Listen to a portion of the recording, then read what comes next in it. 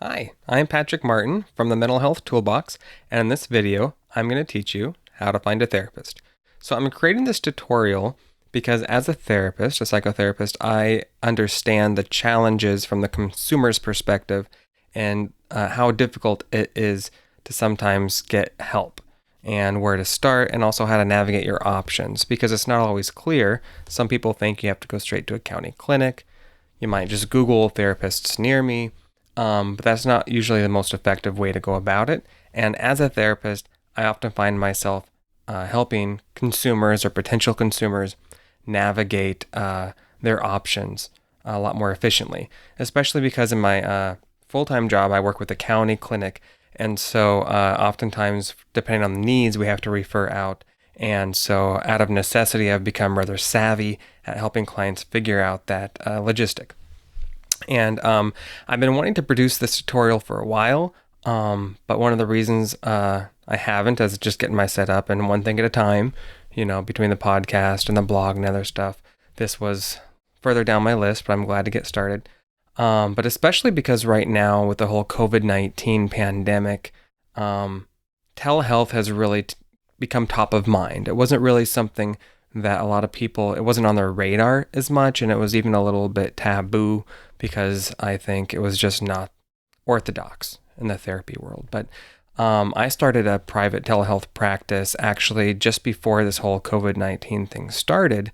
So I got I got my feet wet, got a little jump start on it. So I understood on this end a little more what that looks like, which I think puts me in an even better position to help you out here. But yeah, with the COVID-19 situation, there's been a lot more traction. So in that way, I think it's been really good. And one of the benefits that comes out for this is the access to mental health services and the mental health awareness, I think, is one of the big things we're going to take away from this. And I think because of it, you're going to see a lot more accessibility, a lot more programs, insurance companies, platforms like Therapy Notes, Theranest are really going to be pushing it a lot more. As a Cigna consumer with my insurance, I know I receive a lot of emails really pushing telehealth now, and I think that's just really cool. Okay, so let's go ahead and get started. So I'm going to pull up my file here, and I'm going to be walking you through 13 different directories for finding a therapist.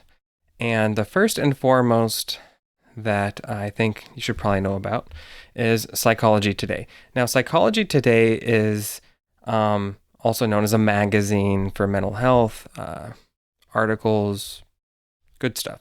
But it's also a database. And this is what I believe and what I've found to be the number one source across the nation where private therapists will market themselves. So it's kind of a one-stop shop in that regard, but it's not the only directory. And so I'll be walking you through some other options as well. Okay, so this is good for finding both face-to-face and online. And when I refer to tier 1, that means you can get medication. So that would be like a county clinic or someplace with a psychiatrist or nurse practitioner who can prescribe medication. Tier 2 generally refers to just your psychologists or your MFTs or LCSWs or your LPCs, basically your straight therapists. Only doctors, MDs, psychiatrists, and nurse practitioners can prescribe medication. So depending on your needs, I'm going to walk you through a couple of options, okay? So let's go ahead and start off with Psychology Today, okay? So the first thing you'll notice, and if you just jump onto Google here and I just tell people type in Psychology Today Therapist Finder, and you'll get this screen here. So we're just going to jump on down, and you'll see a couple things here. So if you look down here, you'll see California, right? So you can actually search by state. And this is important because when we're looking at telehealth options, you have the entire state at your disposal. So rather than being tied down to a specific location, therapists who offer online therapy can practice in the entire state in which they're licensed. So that gives you a whole lot more options, right? If there were only 10 therapists that accept your insurance in your zip code, if you're looking at a brick and mortar place, that's really going to limit your options. But if you have the entire state, man, it's going to be a lot easier to shop around, which can also be a little overwhelming. But when it comes to your preferences and your needs, it's going to be a lot easier to hone in on what works for you. Okay, so let's just start by looking at California as an example.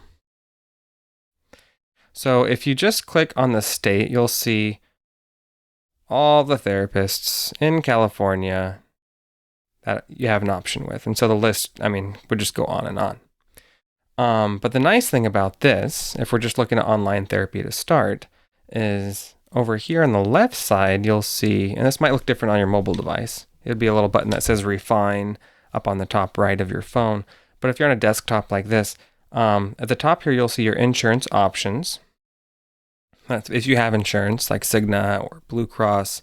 And if you click that button, for example, let me show you. Let's say I click Cigna. Now you'll see a little bubble under their name that shows they accept Cigna. Pretty cool. And the other thing you'll notice is online therapy. This tab was kind of hidden before, but with everything going on, Psychology Today has really amped up their game for the telehealth and made it really apparent, a lot easier to find. So we'll just click online counseling. And there you go. So you have another bubble that says online or phone counseling. Some insurance companies are allowing just phone sessions as opposed to video, whereas telehealth usually refers to video chat. Okay. But you have Cigna and online counseling. But let's say, okay, so I found an online counselor, but what I really need help with is trauma or addiction, right? Or ADHD. That would be right here under issues. You can narrow it down a little bit further. Or let's say it's eating disorders, very specific, right? Well, now you have an online therapist that takes your insurance that specializes in eating disorders. So now you can see how this comes in real handy when you start to filter out your needs. You can even niche it down further if you need to. Let's say that you primarily just wanted to see somebody who has the same faith as you, so you want a Christian counselor. Or somebody that understands your faith base. Well, there you go. Christian counselor specializes in eating disorders, who takes your insurance and has online therapy. Pretty cool.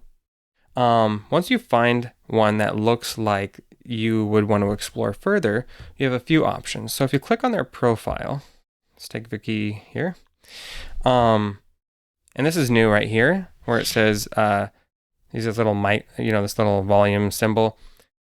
It's a little added something that Therapy Notes is doing right now that allows therapists to make a little statement about their online options or something they really want to call out, get your attention. Okay. So a lot of these therapists also practice brick and mortar. So you'll see their address location here. And this is their profile, which is nice. And I would encourage you to scroll down. And this is really, you'll get an idea of a few things. One being the cost per session. Let's say you were to pay out of pocket, and you'll see, wow, that's a big range, like $50 to $200. That's pretty substantial difference. Well, that's because you'll see here it says they take sliding scale. So most therapists will hold a few spots on their caseload for low-income clients, and they'll offer them a much lower rate out of pocket in order to make it more accessible. Okay. Also, you'll see if they accept insurance. You'll see all the plans they're on. So these could be HMOs, it could be Medi-Cal, it could be Medicare.